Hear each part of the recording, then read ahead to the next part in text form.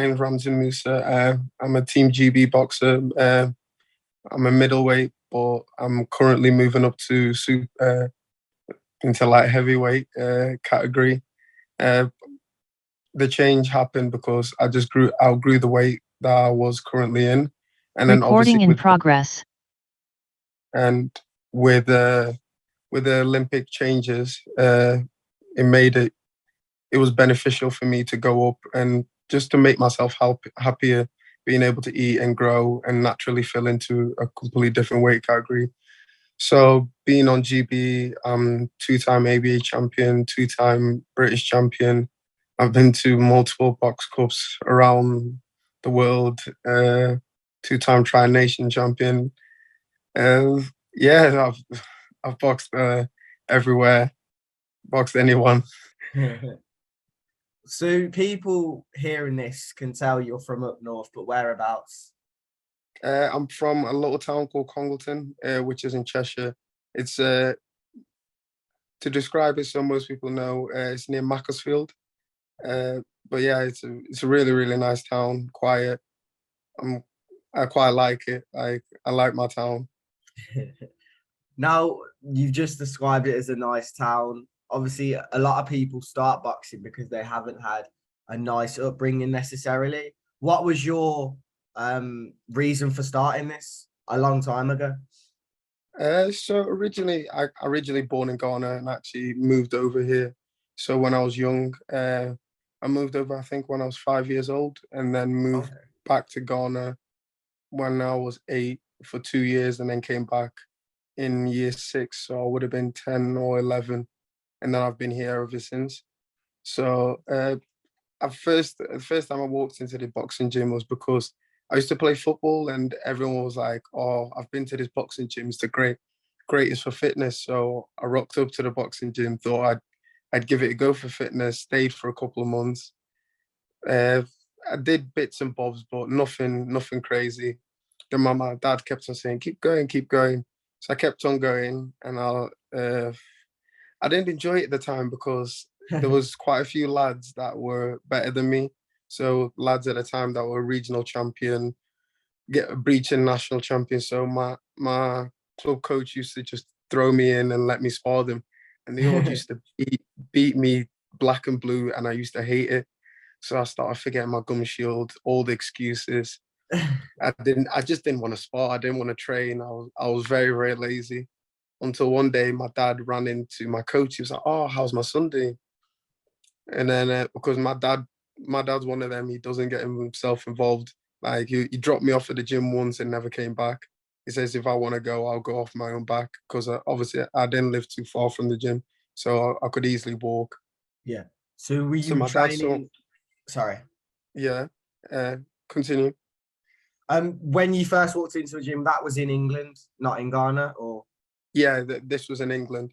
Yeah, okay. I've never actually. I've trained over in Ghana now. Obviously, now that I've boxed in Great Britain, but before that I never stepped into a gym until I came to England. Okay, interesting. So, what was it like growing up in West Africa? Very different. Like school was a lot different, a lot hotter environment.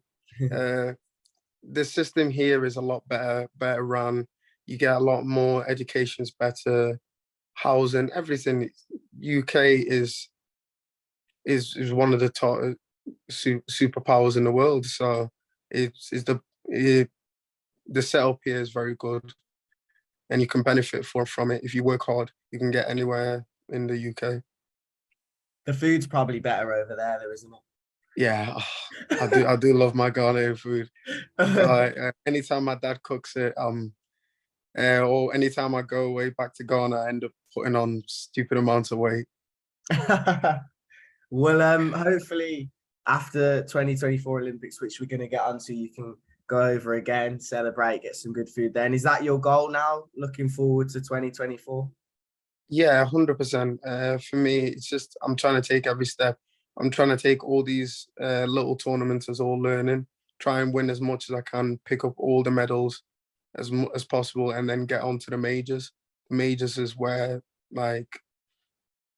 whereas you need to make the imprint. That majors is where you need to pick up the main medals, and that's from there you can qualify for the Olympics. Do you think, obviously it's 2022 now, but you'll be at light heavyweight then? Yeah. I'm currently I'm light heavy. I don't think I'd be able to touch 75 again until I don't know, maybe the pro scene, but because making weight's a lot different. In amateurs, you have to make weight for up to 10 to 15 days. So I can't drop a stone in water. So I have to be naturally that weight. So already I think 82.5, 83 kilo. So making that breach back down to 75 isn't something I could do again. Yeah, we saw obviously Ben Whittaker get that silver. What was your thought process watching the last Olympics as someone who's boxed for 10 years now? Yeah, 10 years now. What was your thought process thinking this is actually possible for me to be in the next one? How did that? No, for me, it always starts at baby steps, because I used to sit there and imagine myself and like, imagine if I was on England. And then when I made it on England, I was like, oh, imagine if I was on Great Britain. Manifested. And yeah, that's it. I'm a big believer in manifesting it. And I watched one of my teammates now manifest himself onto GB. And within a year, he did what he said. And for me, it's crazy. So I know myself. I know I can manifest myself onto that podium 100%, because I know I've got the drive and I work hard enough to get there. Well, it's exciting to hear your story and what you want to do in the future. So yeah, 2024 is a long way away, but I'm sure we'll catch up before then. Yeah, Ramtin, 100%. thank you. Honestly, I appreciate your time. Thank you. Oh, thank you. I really appreciate it too. We'll keep in touch. Yeah, 100%.